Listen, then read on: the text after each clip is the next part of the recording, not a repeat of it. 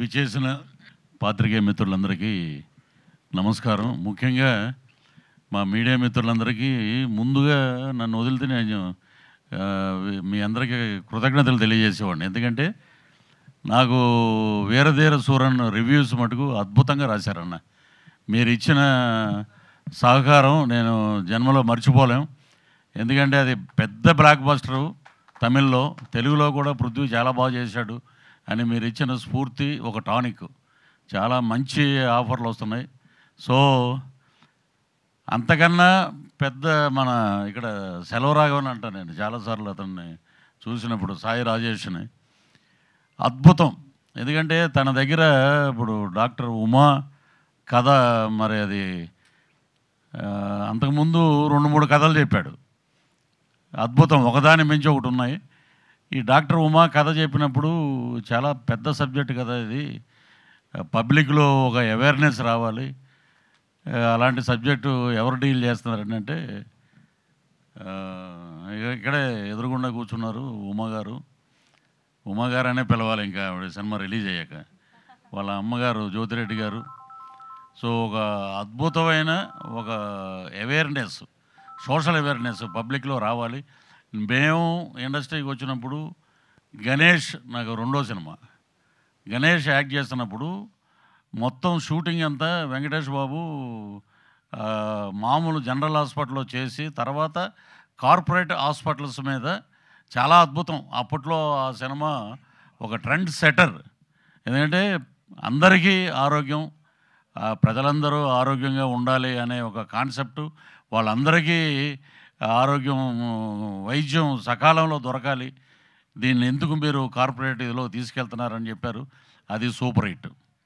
దాని తర్వాత వచ్చిన ఠాగూర్ సినిమా చిరంజీవి గారు అద్భుతంగా కార్పొరేట్ సర్కిల్లోకి వెళ్ళిపోయింది మొత్తం వైద్యం అని దాని మీద తీసారు. అది బ్లాక్ బస్టర్. ఇప్పుడు మెయిన్ ఎందుకు చెప్తున్నామంటే మనలోనే ఉంది తప్పంతా. మనం మన ఇంట్లోంచి ఒక అబ్బాయిని డాక్టర్గా మనం చదివిస్తున్నాం. వాడు అంతకుముందు ఒక 25 years బ్యాక్ ఎలా ఉండేదంటే మేబీ డాక్టర్ అయితే ఆ ఊర్లోనే అతను ప్రాక్టీస్ చేసేవాడు, అక్కడే ఉండేవాడు, ప్రజలకు దగ్గరగా ఉండేవాడు. మేము చాలామందిని చూసాం అలా డాక్టర్స్ని. ఆ డాక్టర్సే చాలామంది దేవుళ్ళ చూస్తారు. అలాగా చాలా ఊర్లలో ఉన్నారు. కానీ ఇప్పుడు ఏమైపోయింది, మా అబ్బాయి యుఎస్లో ఒక పెద్ద డాక్టర్ అవ్వాలి, బాగా సంపాదించాలి, ఎక్కడో రష్యాలో ఉండాలి, ఇక్కడికి రావాలి, ఒక కార్పొరేట్ హాస్పిటల్ పెట్టాలి, దాంట్లో మనం డబ్బులు సంపాదించాలనేది మనలో ఉంది. అది మనం చేంజ్ చేసుకున్నంతకాలం ఇలాగే ఉంటుంది అన్నమాట. కాబట్టి ఇది ఎందుకు చెప్తున్నానంటే శంకర్ అని మా ఫ్రెండ్ ఉన్నారు శ్రీకాకుళంలో, అతనికి ఒక ఫ్రెండ్ ఉన్నాడు. వాళ్ళ అబ్బాయి ఢిల్లీ ఎయిమ్స్ కాలేజ్ అనుకుంటా, దాంట్లో టాప్ ర్యాంకులో ఉండి అతను నాతో ఒక మాట అన్నాడు. ఏంటంటే, అన్నా నేను డాక్టర్ అయిపోయాక ఇంటీరియర్ విలేజ్ శ్రీకాకుళంకి మారుమూల పాలకొండ అనే ఒక ఊర్లో పుట్టి పెరిగిన అబ్బాయి, ఆ వాతావరణం కూడా చూశాను నేను. ఒక ఎలా ఉంటుందంటే ఆ విలేజ్లో ఉన్న ఆ ఇళ్ళు కానీ అవి కానీ, అక్కడి నుంచి తను చదువుకొని ఇండియాలోనే టాప్ ర్యాంకులోకి వెళ్ళి అక్కడ ఢిల్లీలోనే ఒక పెద్ద డాక్టర్ గారు అమ్మాయిని మ్యారేజ్ చేసుకుని తను వచ్చి శ్రీకాకుళంలో హాస్పిటల్ కట్టిస్తున్నాడు. రేపు జూన్లోనో జూలైలోనో ఓపెన్ అవుతుందన్నమాట. పేద ప్రజలకు దగ్గరగా ఉండాలి, it is not a corporate hospital అని చెప్పి ఇలా వచ్చాడు. అలాగా ఉన్నారు కొంతమంది. ఆ కోవలో మరి హీరోయిన్కి మరి దీని మీద అవేర్నెస్ ఎలా వచ్చిందో తెలియదు. ఒక అద్భుతమైన సబ్జెక్టు, అవేర్నెస్ రావాలి, కార్పొరేట్ సర్కిల్లోకి వెళ్ళకూడదు. మనం కోవిడ్ బిఫోరు, కోవిడ్ తర్వాత చూస్తే ఏదొచ్చినా కూడా కోవిడ్ తప్పితే అడిగి ఏమన్నా హార్ట్ అటాక్ రాదా, లేకపోతే అడిగేదన్నా ఇంకో జ్వరం రాదా, ఏం లేదు. ఏదొచ్చినా కోవిడ్ అని అన్నారు. అవన్నీ అలాగా మొత్తం ఏదొచ్చినా పంచుకున్నారు డబ్బులు మొత్తం. ప్రభుత్వాలు చూడాలి, భారతదేశం ఎప్పుడు బాగుంటుందంటే ఇవన్నీ కాదండి, ఆరోగ్యంగా ప్రజలు బాగున్నప్పుడే దేశం బ్రహ్మాండంగా ఉంటుంది. సో ఈ అవేర్నెస్ తీసుకొచ్చి చిన్న అమ్మాయి ఈ సినిమాలో ఇంత కాన్సెప్ట్ ఉంది అంటే ఇప్పుడు మాకు క్యారెక్టర్ ఇచ్చి డైరెక్టర్ గారి మంచి మనసు ఏంటంటే ఈ సినిమాలో అందరూ ఉండాలి అని చెప్పి ఒక క్యారెక్టర్ మేము దాంట్లో ఏం చేసామనేది అంటే దొంగ డాక్టర్లు వీళ్ళందరూ. సో అలాగ వచ్చి ఈ అబ్బాయిది ఒక స్టోరీ ఉంటుంది, ట్రాజడీ అన్నమాట స్టోరీ అంతా. భార్యను కూడా కోల్పోతాడు తను.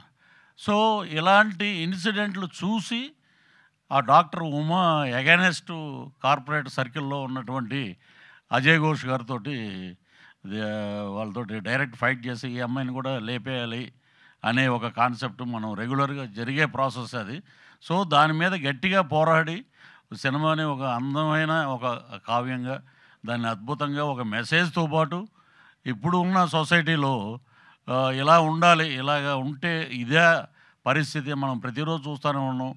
సో మనలో మార్పు రావాలి, అందరికీ ఆరోగ్యం కావాలి.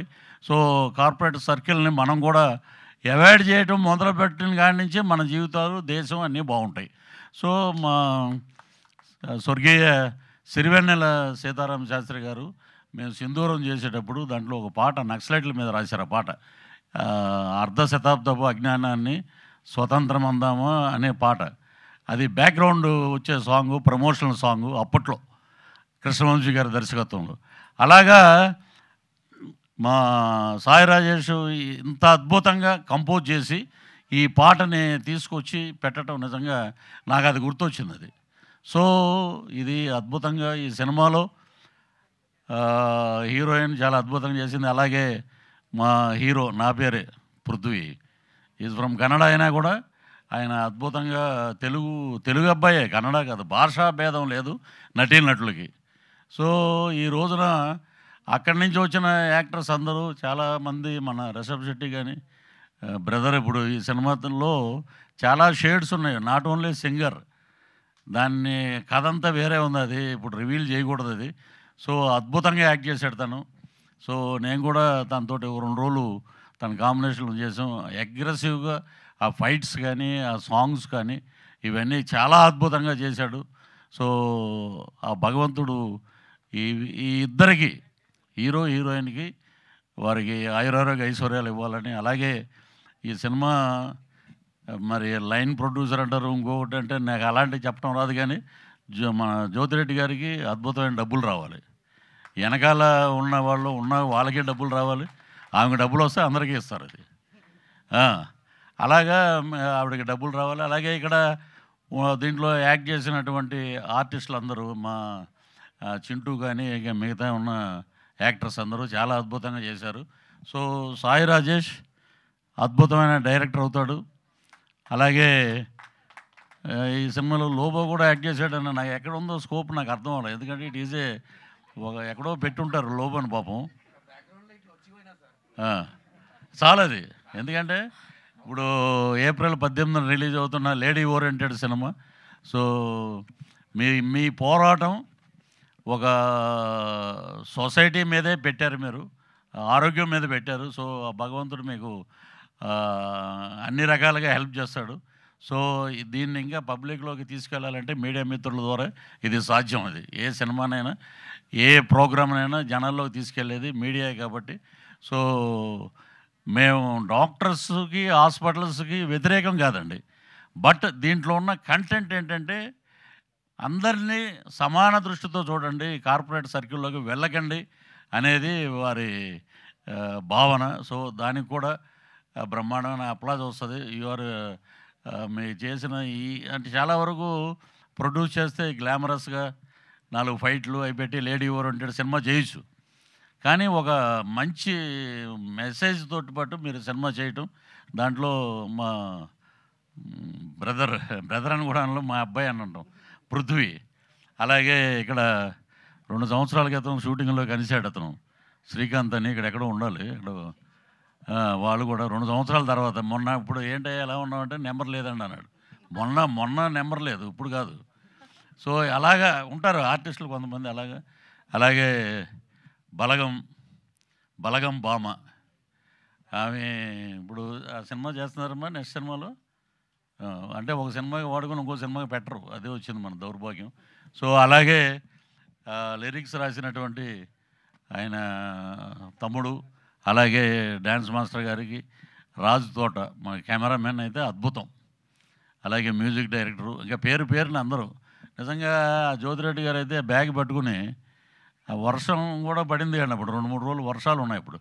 ఆ బ్యాగ్ చేతిలో పట్టుకుని అటు ఇటు తిరుగుతూ, పృథ్వీ గారు ఒక నిమిషం అండి ఎవరికో పేమెంట్ ఇవ్వాలని అని పాపం ఎంత సహృదయంతోటి సైలెంట్గా బాగా, అసలు ఏంటంటే బడబాకిలు అంటారు చూసారా, లోపల ఎన్నో అగ్నిపర్వతాలు బద్దలవుతున్నా కూడా అమ్మ వస్తాడు చక్రవర్తి అని ఇక్కడ ఎక్కడో ఉండాలి మేనేజరు, సార్ వెళ్ళిపోతున్నారు పేమెంట్ అంటే అలాగండి. అందరినీ బాగా చూసి అందరికీ బాగా భోజనాలు పెట్టి డబ్బులు ఇచ్చి సినిమాకి ఆవిడ పడిన కష్టం నిజంగా అదే ఆమెకే తెలియాలి అది.